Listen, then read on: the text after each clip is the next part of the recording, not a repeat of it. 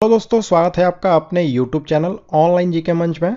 दोस्तों हमने जीके के 1000 इम्पोर्टेंट क्वेश्चंस का जो सीरीज शुरू किया है यह उसका 8वां पार्ट है और इसके जो दूसरे पार्ट है उसका लिंक हमने आपको डिस्क्रिप्शन बॉक्स में और आई बटन में दिया है, तो वहां से जा कर के आप उन दूसरे पार्ट्स को भी जरूर देखें। और साथ ही में दोस्तों इस वीडियो के किसी भी क्वेश्चंस का आंसर अगर आपको आता हो तो उसका आंसर आप कॉमेंट बॉक्स में जरूर बताएं। तो चलिए शुरू करते हैं आज का वीडियो। पहला सवाल है, 1939 में सुभाष चंद्र बोस किसे हराकर कांग्रेस के अध्यक्ष चुने गए? तो वह व्यक्ति थे पट्टाभी सीतारमैया। ये जो सीतारमैया है इनको गांधी जी का समर्थन था, लेकिन फिर भी सुभाष चंद्र बोस जो हैं वह 1939 में कांग्रेस के अध्यक्ष चुने गए। और ये जो कांग्रेस का अधिवेशन था 1939 में, यह त्रिपुरी में हुआ था। यह भी इंपॉर्टेंट क्वेश्चन है और पूछा जाता है।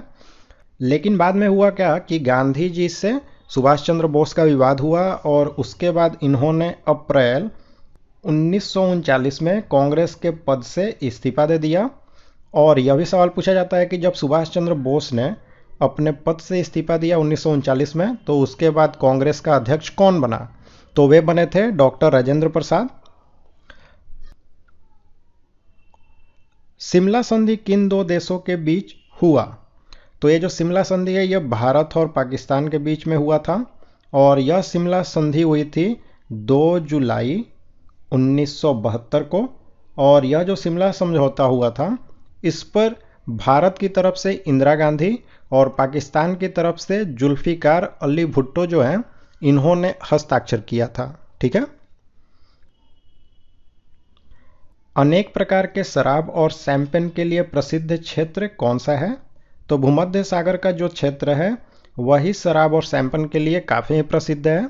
इसके पीछे कारण यह है कि जो भूमध्य सागरीय जलवायु होती है उसमें ठंडी के मौसम में शीतोष्ण चक्रवात होती है और इस चक्रवात के कारण, जो शीतोष्ण चक्रवात है, इसके कारण वहाँ पर काफ़ी अच्छी वर्षा होती है। इससे क्या होता है कि यह जो क्षेत्र है इसमें बहुत तरह के फल का उत्पादन होता है और इसीलिए यहाँ पर शराब और शैंपेन जो है वह काफ़ी ज़्यादा मात्रा में बनती है। और यह जो भूमध्य सागरीय क्षेत्र है इसे विश्व का बगीचा भी कहा जाता है। तो यह भी क्वेश्चन को मोस्ट इंपॉर्टेंट है कि विश्व का बगीचा किसे कहते हैं? तो भूमध्य सागरीय जो क्षेत्र है उसको कहते हैं। नेक्स्ट है, निम्नलिखित में से कौन सा एक धूम कोहरे का घटक नहीं है? तो धूम कोहरा जो होता है एक तरह का वायु प्रदूषक होता है और इसमें क्या होता है कि धुआं और कोहरा मिल जाता है, तो इसी से धूम कोहरा बनता है। और यहाँ पर क्लोरीन ऑक्साइड जो है यह इसका एक घटक नहीं है। ठीक। मनुष्य के रक्त का पीएच मान कितना होता है? तो 7.4 होता है। और किसी भी वस्तु का या फिर द्रव्य का जब पीएच मान 7 से ज़्यादा होता है तो वह प्रकृति में क्षारीय होती है। तो इस तरह से यह भी सवाल पूछा जाए आपसे कि मनुष्य का रक्त प्रकृति में कैसा होता है? तो क्षारीय होता है। और एक स्वस्थ मनुष्य में कितना रक्त पाया जाता है? तो 5 से 6 लीटर। ठीक है। जवाहरलाल नेहरू बंदरगाह कहाँ स्थित है? तो यह महाराष्ट्र के मुंबई में स्थित है और यह भारत का सबसे बड़ा कृत्रिम बंदरगाह है। और इसका जो पुराना नाम है वह है नाहावा सेवा बंदरगाह। मैं इसे लिख देता हूँ, तो इसे भी ध्यान में रखना आपको कि जवाहरलाल नेहरू बंदरगाह जो है इसका पुराना नाम है नाहावा सेवा। शिवाजी किससे सर्वाधिक प्रभावित थे?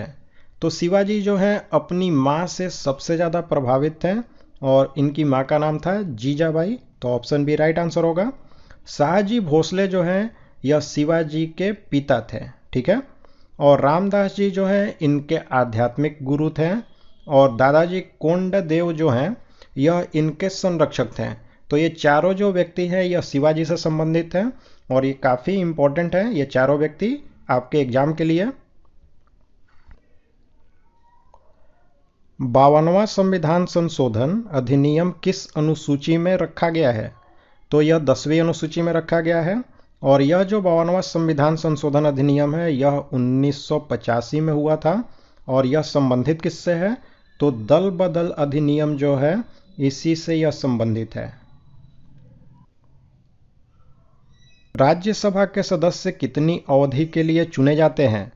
तो 6 वर्ष जो है वह राज्यसभा के सदस्यों का कार्यकाल होता है, लेकिन राज्यसभा के 1/3 जो सदस्य होते हैं वह हर 2 वर्ष पर रिटायर हो जाते हैं और उनके स्थान पर नए सदस्यों का चुनाव होता है।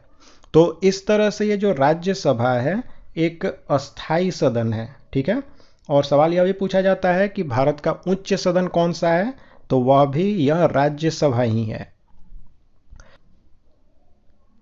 इन देशों की मुद्रा प्रायः हार्ड करेंसी होती है। तो विकसित जो देश होते हैं उनकी जो मुद्रा होती है वह हार्ड करेंसी होती है। अब हार्ड करेंसी को समझे ये क्या है, तो वैसी मुद्रा जिसकी आपूर्ति जो है वह उसके मांग की अपेक्षा कम हो, तो वैसे मुद्रा को हम कहते हैं हार्ड करेंसी। चलिए नेक्स्ट है दोस्तों, कौन सी जल संधि यूरोप और अफ्रीका जो है इन दोनों को अलग करती है? तो जिब्राल्टर जल संधि इन दोनों को अलग करती है, यूरोप को और अफ्रीका को। धार्मिक स्थल बोध गया किस राज्य में स्थित है? तो यह बिहार में स्थित है और यह जो बोध गया है यह बौद्ध धर्म से संबंधित है। यहीं पर जो बौद्ध धर्म है इसके जो प्रवर्तक थे जिनका नाम था गौतम बुद्ध, उनको बोध गया में पीपल के पेड़ के नीचे ज्ञान की प्राप्ति हुई थी, तो यह भी इंपॉर्टेंट है। निम्न में से किसमें माइटोकॉन्ड्रिया अनुपस्थित होता है? तो जीवाणु जो होते हैं यानी बैक्टीरिया, इनमें माइटोकॉन्ड्रिया नहीं पाई जाती है और यह जो जीवाणु हैं इन्हें पौधा माना जाता है। पौधा मानने के पीछे कारण यह है कि इनकी जो कोशिका भित्ति होती है वह काफ़ी ही कठोर होती है। और जीवाणु की खोज किसने की, यह भी एक मोस्ट इंपॉर्टेंट क्वेश्चन है, तो यह ल्यूवेनहॉक के द्वारा की गई थी। खालसा किस धर्म से संबंधित है? तो खालसा जो है एक पंथ है सिख धर्म की, और यह जो खालसा है इसकी स्थापना सिखों के जो 10वें गुरु थे और ये अंतिम गुरु भी थे सिखों के, गुरु गोविंद सिंह, इनके द्वारा की गई थी। रडार की कार्य प्रणाली किस सिद्धांत पर आधारित है? तो रडार जो होता है वह रेडियो तरंगों के परावर्तन पर काम करती है। कोटोपैक्सी कहाँ स्थित है? तो ये जो कोटोपैक्सी है यह एक सक्रिय ज्वालामुखी है और यह स्थित है इक्वाडोर में। मंत्रिमंडल में कौन होते हैं? तो मंत्री परिषद पहले आप समझें। तो मंत्री परिषद जो होता है उसमें 3 तरह के मंत्री होते हैं, कैबिनेट मंत्री, राज्य मंत्री और उप मंत्री। लेकिन मंत्रिमंडल जो होता है इसमें केवल कैबिनेट मंत्री ही होते हैं, ठीक है। तो मंत्रिमंडल में कौन होते हैं? तो केवल कैबिनेट मंत्री, और मंत्री परिषद में तो कैबिनेट मंत्री, राज्य मंत्री और उप मंत्री, ये तीनों होते हैं। और सवाल आपसे ये पूछा जाए कि मंत्रिमंडल की जो बैठक होती है इसकी अध्यक्षता कौन करता है? तो भारत का जो प्रधानमंत्री होता है वही मंत्रिमंडल की बैठकों की अध्यक्षता करता है, ठीक है।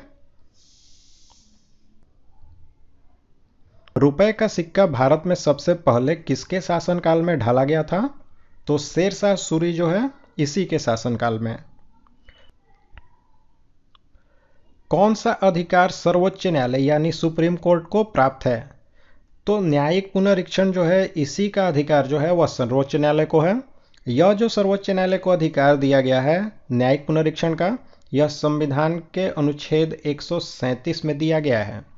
यह जो न्यायिक पुनरीक्षण का अधिकार होता है इसमें संसद या फिर किसी भी विधानमंडल के द्वारा कोई भी अधिनियम पारित होती है तो इसकी वैधानिकता की जांच जो है वह सर्वोच्च न्यायालय कर सकता है। पानी के अंदर ध्वनि सुनने का यंत्र क्या कहलाता है?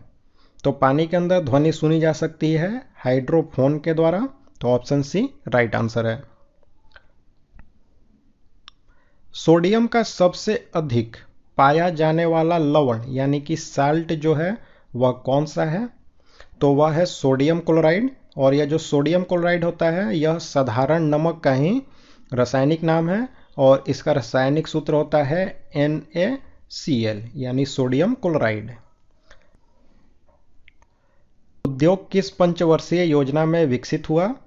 तो दूसरी पंचवर्षीय योजना जो थी, इसी में भारत में उद्योगों का विकास किया गया, यानी औद्योगिकरण की प्रक्रिया को शुरू की गई। और यह जो दूसरी पंचवर्षीय योजना है, यह भारत में 1956 से 1961 के बीच में चली थी। और दूसरी पंचवर्षीय योजना जो है, यह पीसी महालनोबिस मॉडल जो है, इस पर आधारित थी। तो चेरापूंजी और जैंतिया जनजाति किस राज्य से संबंधित हैं? तो यह दोनों जनजातियां मेघालय में पाई जाती हैं। निम्न में से कौन सी रेखा भारत से होकर के गुजरती है? तो कर्क रेखा जो है, यही भारत से होकर के गुजरती है और यह भारत के 8 राज्यों से होकर के गुजरती है। मैं इनके नाम लिख देता हूं।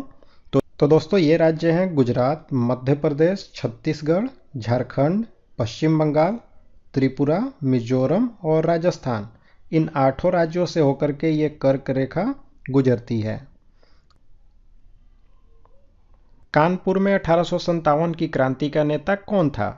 तो नाना साहेब जो हैं, इन्होंने ही कानपुर में 1857 की जो क्रांति है उसकी नेतृत्व की थी। तो दोस्तों, यहाँ पर हमने जीके के इंपॉर्टेंट क्वेश्चंस देखे। अब आप लाइक और कमेंट करके हमें ज़रूर बताएं कि आपको ये वीडियो कैसा लगा, और ज़्यादा से ज़्यादा अपने दोस्तों के साथ शेयर करें। और साथ ही में दोस्तों, अगर आप हमारे चैनल पर नए हैं तो हमारे चैनल को सब्सक्राइब करें और बेल बटन का आइकन प्रेस करके ऑल नोटिफिकेशन को ऑन करें।